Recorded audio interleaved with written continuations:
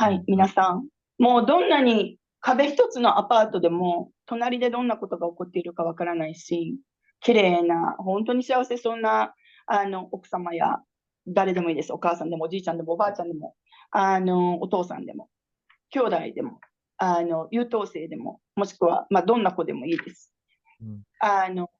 一つ扉を閉めた部屋で、お家で、場所で、どういう行為をしているか私たちはわからないことがとても多くて、隣なのに、いつも声を掛け合っているのに、別の顔がある場合がありますね。人間というのは本当に悲しくて、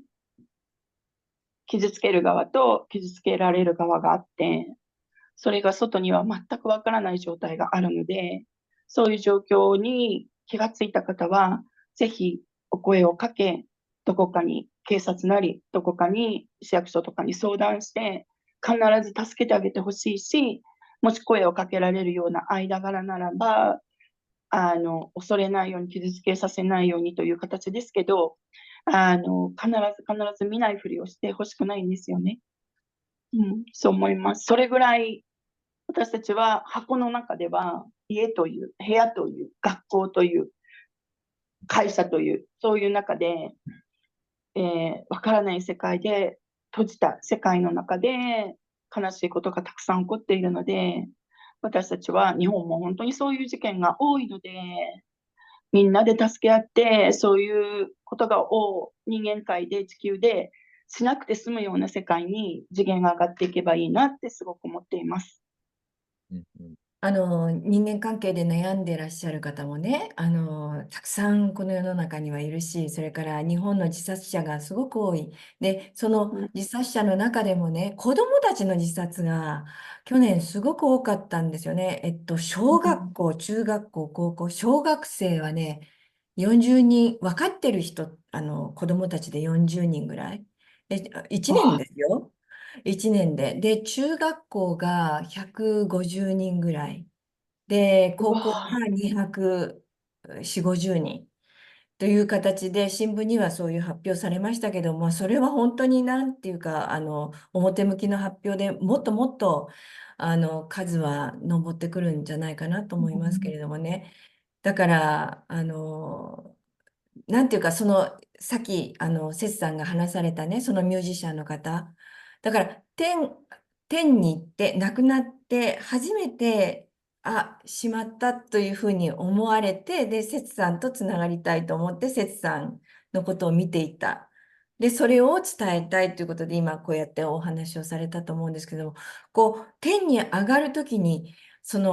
なんていうか、今までの、狭い、こういう世の中からパッとなんか開けるんですか？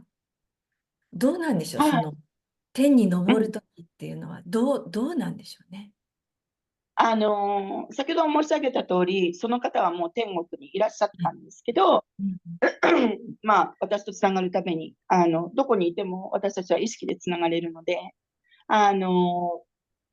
でも、その浮遊霊とか、そこにもうスタックした霊を挙げさせていただく場合は、例えばお家とか場所とか、もう仕事場とか病院とか教会とかどこでもいいんですけど、もう浮遊している、そこから出れなくている、もしくは出ないでいる霊を、サイキックというのはみんながそれができるわけではなくて、役割として与えられているだけなんですけど、私はそれが与えられていて、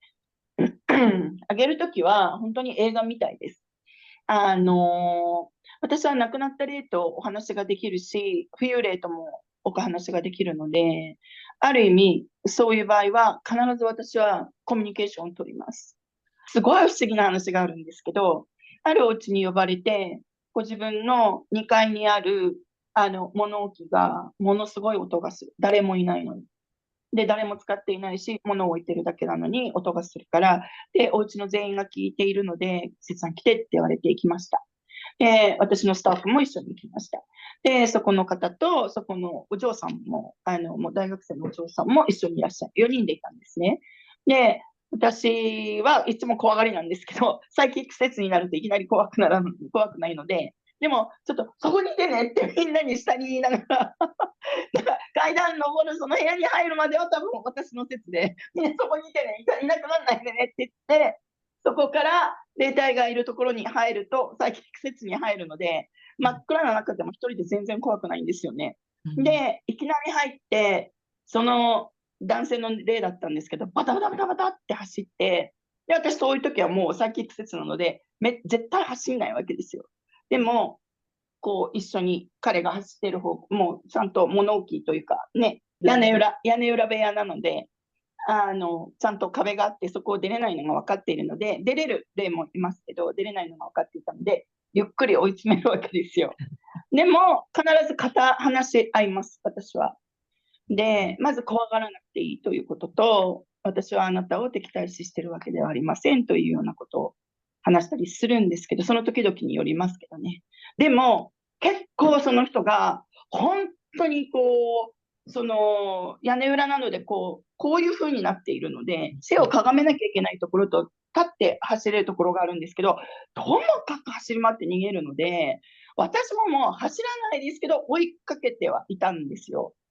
終わって彼をめでたく天に上げさせていただいたんですけど、終わって下に上がったら、全員そこにいた私のスタッフとそこのお家の方と、私のクライアントさんと、そのお嬢さん、全員が2人走ってるとか、2人歩いたりとか、走ったりとかしてる音を全員聞いてたんです、その時。で、ピタって私が多分上に上げた時に、上がっていただいた時に、足音がしなくなって、ピタってこう静かになったんだそうです。それで、あ、終わったって全員思ったそうです。っていう話があります、本当に。その方はい、は、もう亡くなってることはご存知だった方なんですか？冬霊と呼ばせていただくとしたら、亡くなっているのがほぼ分かっているんですけど、分かっていても、現世にいることを執もう着してる。面白がってる人と、そうそう、執着している場合と、同じところで同じ行為を繰り返している方もいれば、そこにどうやって来たか分からなくて、どうやって出ていいかも分からない方と、もちろんそこに住んでいらっしゃったりとかした方もいらっしゃるし、もしくはそこの土地に縁があったりとか、いろいろなパターンですけど、エリさんの先ほどのご質問にちゃんと答えてなかったんですけど、上に上がるときは、本当に光が降りてきて、で、私は途中までその霊を上に上げるお手伝いをするんですけど、必ずお願いをしなくても、その方にご縁のあったご家族とか、天使さんが、必ず降りてきてくださいます。で、上で待っていてくださるか、怖がってなかなか、途中までちょっとまだ、上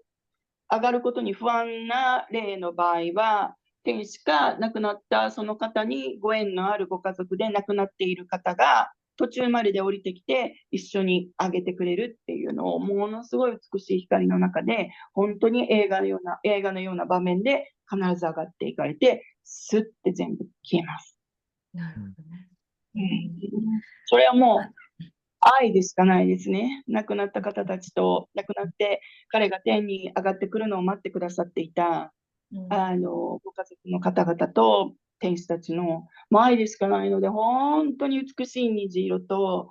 もうキラキラキラした、本当に綺麗な光の中でそれが行われて、すって何事もなかったようになくなる。